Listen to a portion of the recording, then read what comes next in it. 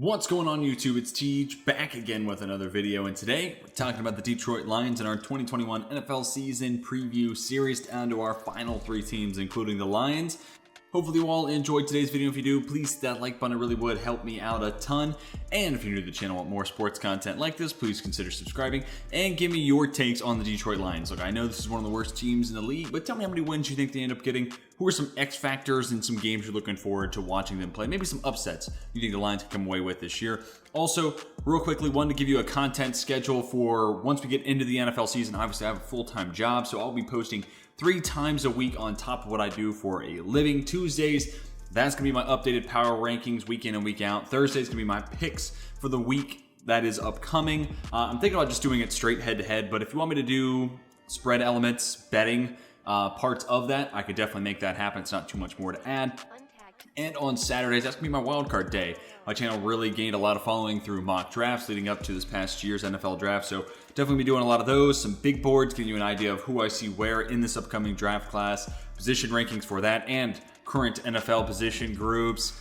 I'll do some award predictions once we get to like week 4, week 8 or 9, week 13, this quarter, half, 3/4 of the way through the season, MVP, Rookie of the Year, all those sorts of things. And then probably some other sports, maybe some basketball, some baseball talk. Obviously, I'm a big sports fan. Maybe some college football to make it a little bit more streamlined towards the NFL, which I primarily cover on this channel, and any ideas you all have. So if you have anything that you think you would want to see me cover throughout the NFL season, a video idea, something along those lines, tell me down in the comment section, and I'll be sure to make it happen. Awesome. All that aside, let's talk about the Detroit Lions. Win range 2 to 6 wins.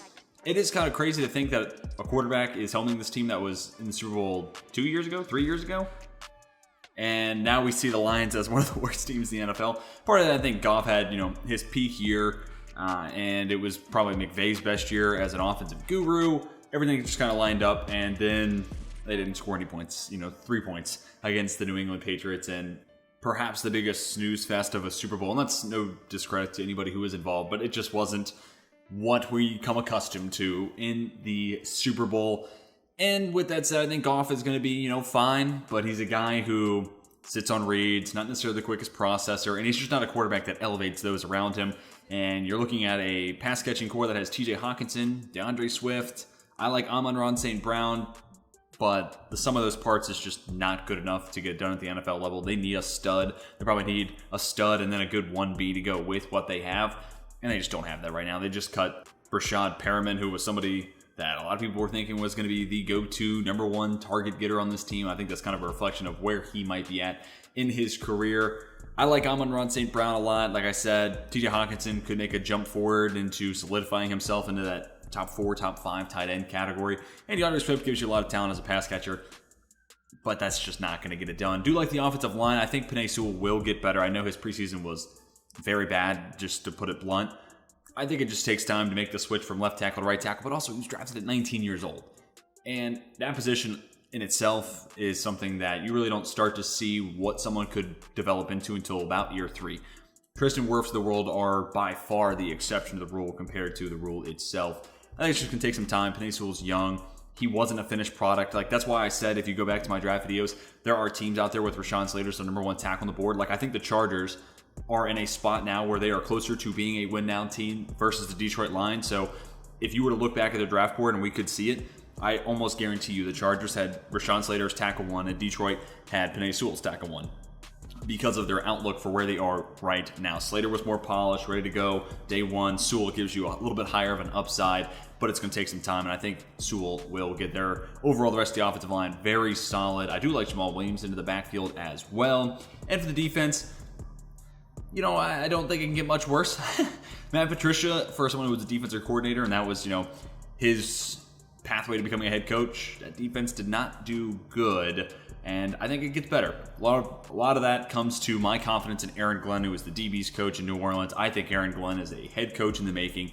He improves his secondary tenfold, and I also think the pass rush gets a little bit better. Trey Flowers probably a little bit better of a scheme fit for potentially a 4-3 defense. We'll see. They're going to run a lot of different things, but overall, I think this defense will improve, but it's just not going to be enough to compete with Green Bay twice a year, Minnesota, even Chicago, and overall, this is just one of the weaker teams in the NFL. But they're laying the foundation, and assuming they have a top 5 pick next year, they could come away with somebody like Spencer Rattler if they have the #1 pick. Maybe it's Sam Howell. Maybe it's Malik Willis. Everything works out at Liberty. Maybe Carson Strong makes a Zach Wilson type of leap up draft boards. Who knows? We'll see as time progresses. But Detroit is putting themselves in a position to lay the foundation, put a good roster around a rookie quarterback next year, and then you can kind of piece together what the future might look like for Dan Campbell and Detroit, which, speaking of Dan Campbell, I like that hire.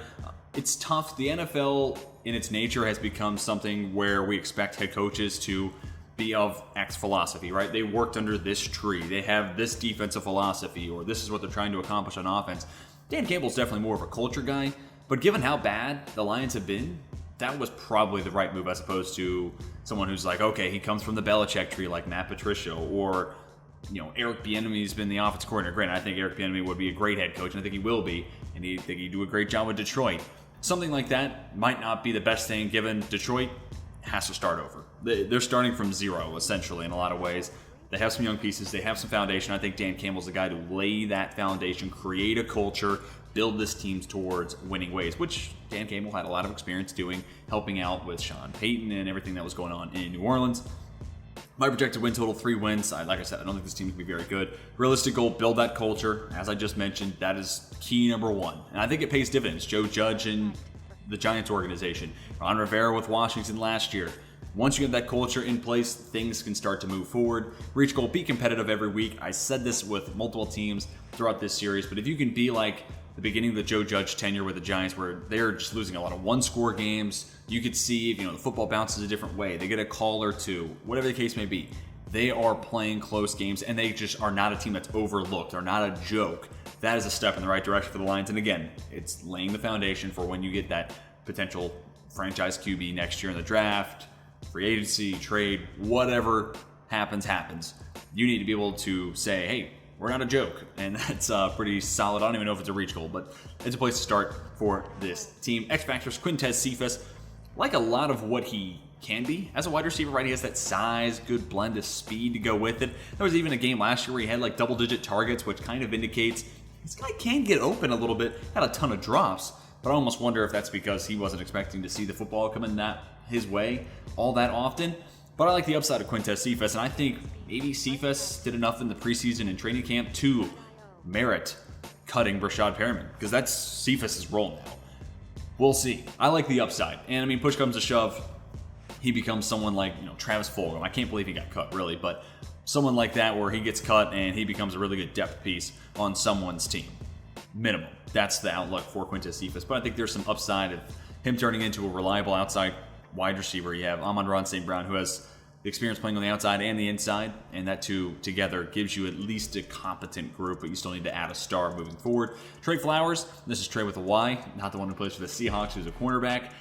This is a guy who got paid the bag, went to Detroit, and it just didn't work out. It just never felt like he fit Matt Patricia's defense all that well. I'm hoping that changes for Dan Campbell, and if you're a Lions fan, you're hoping one of two things. Trey Flowers returns to what he was in New England, pretty good run stopper with some pass rush ability, gives you 8 to 10 sacks.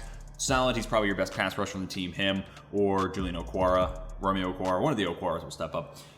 Or he gains extra trade value because he starts playing well, and you can ship Trade Flowers off of the trade deadline, which is more than likely the reasonable outlook for Flowers with the Detroit Lions. He plays well week 1 through 6, whatever. Team needs a pass rusher. Maybe it's the Jets who are exceeding expectations, something along those lines. They make the move for Flowers, and they get somebody who can help them win now. Detroit gets assets. Everyone's happy. And then Jeff Okudah. And I breezed through the other X Factors because I think Jeff Okudah is the talking point when I look at this team. And I'll say I think he has the largest leap from year 1 to year 2. Part of that's because year 1 was very low. He found himself in quite the valley. But bringing in Aaron Glenn, who has had great success coaching up players like Marshawn Lattimore, Chauncey Gardner-Johnson, Marcus Williams, getting good play to Janoris Jenkins. He has a track record of improving defensive backs, and now he's your defensive coordinator. So not just Jeff Okudah, but Amani Uruwarye, your third-round selection, Efetu Melifonwu, Will Harris, Tracy Walker. All these young defensive backs will pay dividends and get better under the coaching of Aaron Glenn. I think that's a fact. But Jeff Okudah is the one that you really need to see it from because he was your number 3 overall pick year before last. And because of that, that is rarefied air you have got to see him pan out. And granted, at Ohio State, I mean, no PIs, no defensive holdings, great athletic measurables. There's no reason Jeff Okudah can't be a top-tier #1 cornerback. I just think it comes down to technique, and also I think if the pass rush is a little bit better, that will obviously help him out a ton. But he also faces Devontae Adams twice a year. He sees Adam Thielen / Justin Jefferson twice a season, Allen Robinson twice a year. It's not easy to compete with those guys right off the rip, so good coaching, a year of expertise, a full offseason I think also helps. I think Jeff Okudah is in for a big bounce back in year 2. On to games to watch. We'll close this video out. Week 6 against the Cincinnati Bengals. Week 8 against the Philadelphia Eagles. Week 15 against the Arizona Cardinals. All at home. All games I think they can win. Bengals and Eagles because they're 2 of the bottom, 8 to 10 teams in the NFL. You're playing at home. You can work something out. Both those teams have their, weaknesses. Cincinnati, you might be able to just see Jared Goff go crazy, and it'll be one of those weird games where if you had him in DFS for whatever reason, he carried you to potential money earned that weekend just because the Bengals defense, I think, is going to be rough. I mean, I don't know. I've been hearing good reports, but I worry about the pass rush. I don't know what Trey Wayne's going to be like when he comes back. All that to say, that could become a weird shootout game between Detroit and Cincinnati, which if it does, I'd go Cincy, but anything's possible in the NFL, obviously. Week 8 with the Eagles, I would say this game probably teeters towards an uglier contest, and the Lions winning a scrappy, we'll call it, football game. Not a whole lot of points. Neither quarterback looks uber efficient. A battle between the defenses, and field goal wins it at the end of the game. Week 15 against Arizona. Now that's one of the weirder ones to have on here because Arizona on paper is a better football team. But I think Arizona is just going to be a little disappointing this year given the talent on their roster. I'm just not convinced Cliff Kingsbury's the guy.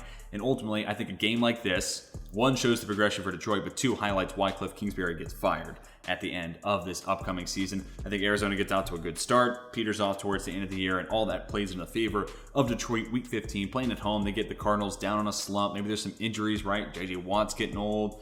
Chandler Jones is coming off an injury. The offensive line, there's some question marks there. Rodney Hudson's been battling injuries over the past couple of years.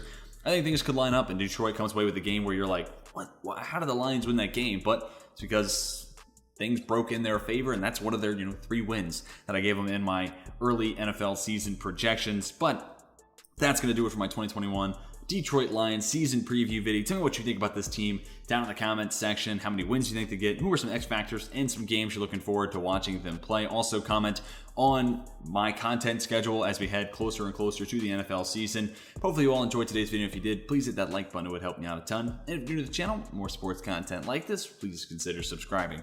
That's going to do it for today's video. Hope you all have a fantastic rest of your day. And until next time, my name is Tej. I'm signing off.